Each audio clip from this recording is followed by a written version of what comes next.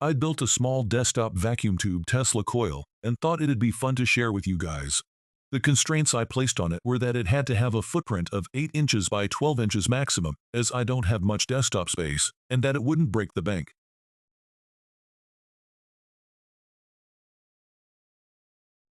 Here's some circuit diagrams. There are deep dives here on YouTube that describe how these work, and they're worthwhile. It's basically a Class C grounded grid radio oscillator with a large step-up coil to output a high voltage.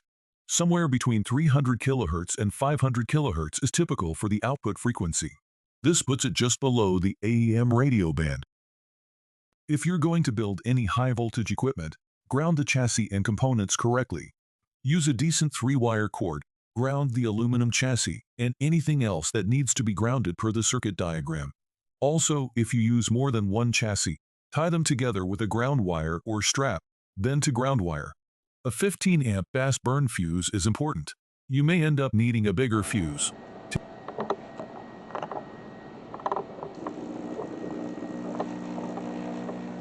Here's the discharge at this point in the project. I'll be adding a voltage doubler soon. Different metallic salts can give some pretty results when they're laid on top of the discharge terminal. The first one is a blend of cupric chloride for the blue color and potassium iodide for the bright white.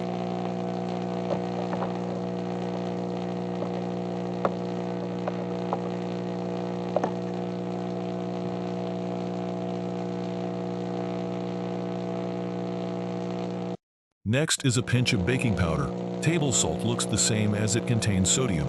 It gives a nice yellow color. Looks like there's some contamination on the electrode. The red shouldn't be there at the bottom. The last is strontium chloride, and it really got going.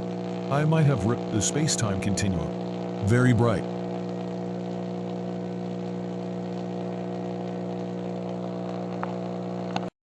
Here's some stills showing conventional arcs.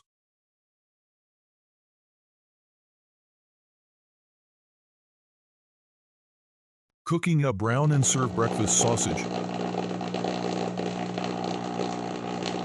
With some practice, delicious high-voltage entrees can be done.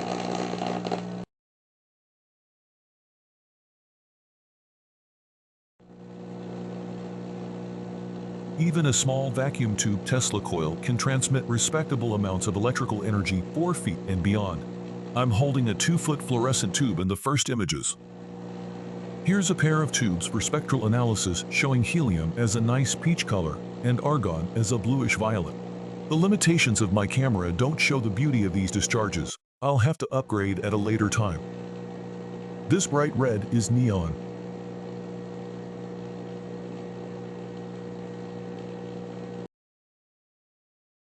Tuning one of these coils can take some swapping of capacitors for the oscillator, so I went to my FDM printer for some help. A variable capacitor seemed like a good way to do it. There's all sorts of ways to build one, but I went for simplicity and used 2 pieces of aluminum chimney flashing, curved them to fit inside of an acrylic tube, and made the inside piece able to rotate 180 degrees. Full overlap is about 260 picofarads, and no overlap is about 40. Mineral oil is a great dielectric, and the plate separation is about 1/8 of an inch.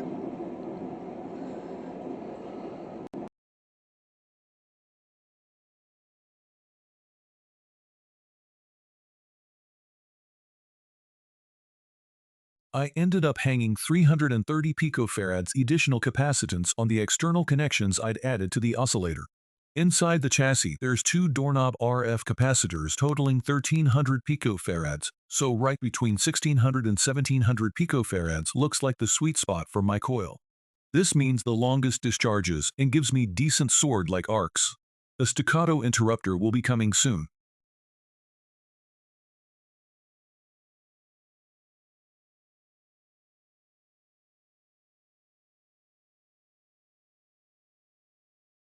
I've been retired for a while, but I still build most of my projects in CAD before I buy parts because it's so much easier. It's not difficult to learn modern 3D modelers and to export STL files to a hard drive or a printer. An inexpensive printer can be had for $200, and great software can be had for free. Fusion 360 is simple to learn and has more features than any home hobbyist will ever need, and although part and drawing files are saved to the cloud, your STL files can be saved locally.